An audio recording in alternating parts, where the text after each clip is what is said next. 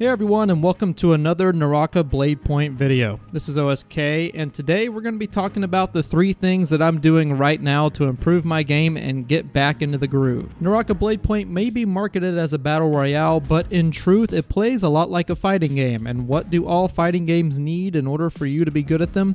A lot of time to practice and a lot of warm-ups. So today I figured I'd go through what I'm doing today and yesterday and all the other previous days, I guess, to get back into my own mojo and make sure that I can sweep the competition as much as I can. Now, to be honest with you guys, I haven't refined my top 3 quite yet. These are just the 3 things that I'm doing right now to get back into the groove, and I think they're working pretty well judging on the games that I'll have in the background after this initial part. But I will say that the more time that you put in and the more active time, meaning actively thinking about what you're doing, trying to perfect your technique and not just autopiloting the entire time, you probably remember that specific tip from a previous video of mine. But yeah, spend your time wisely. I know that I don't have the most amount of time to be able to play this game, trying to work on making it a little bit better, but with the limited time that I have, this is the list of 3 items that I came up with, and I hope you enjoy it. Hope you watch the video all the way to the end, and before we get started, just wanted to say thank you for watching. And now on to the video. The first thing I'm going to mention is going to be very brief, and that is spending some time in the free training.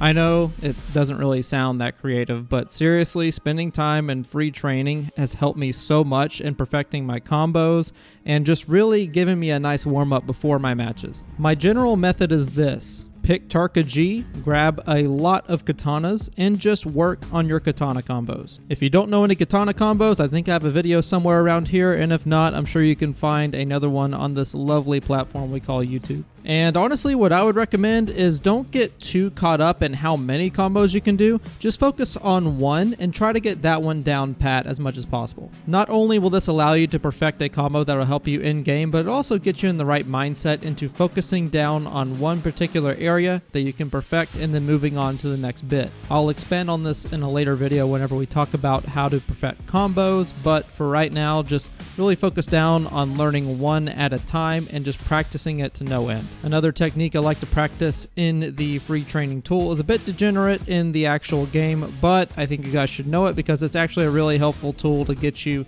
used to the movements of the game and just get your hands warm. And that is the reason why we picked Tarka G.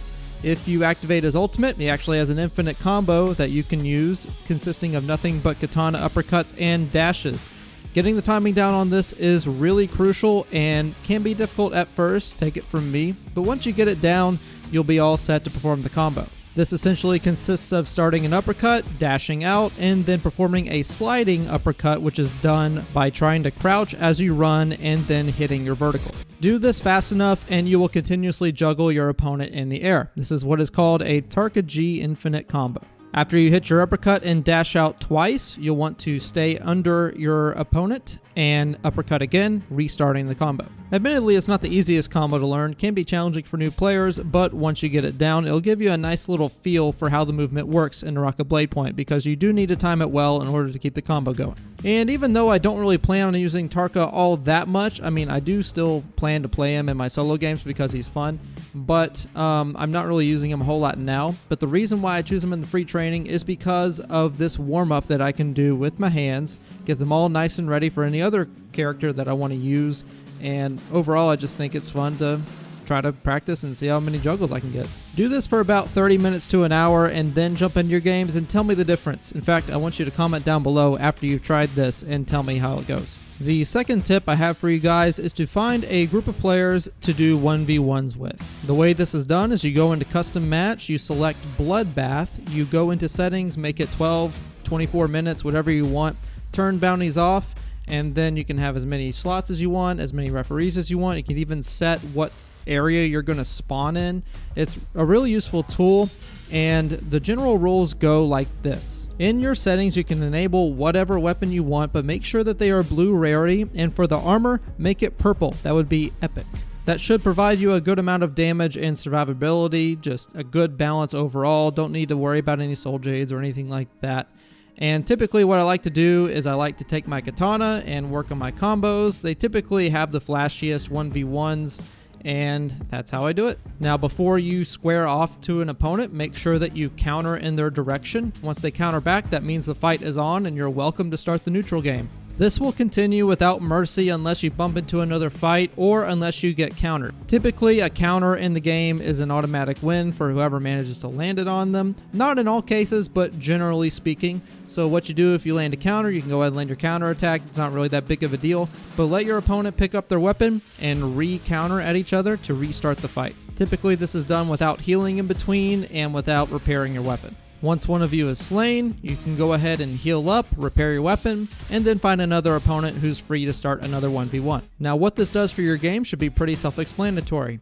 It's making you self-sufficient, able to hold your own in a fight, whether it's 1v1 or maybe even 1v2.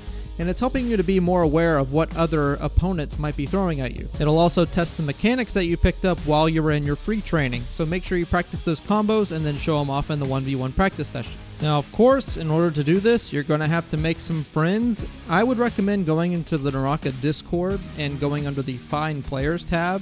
You can find a different group under each server, so if you want to coordinate something in there, feel free.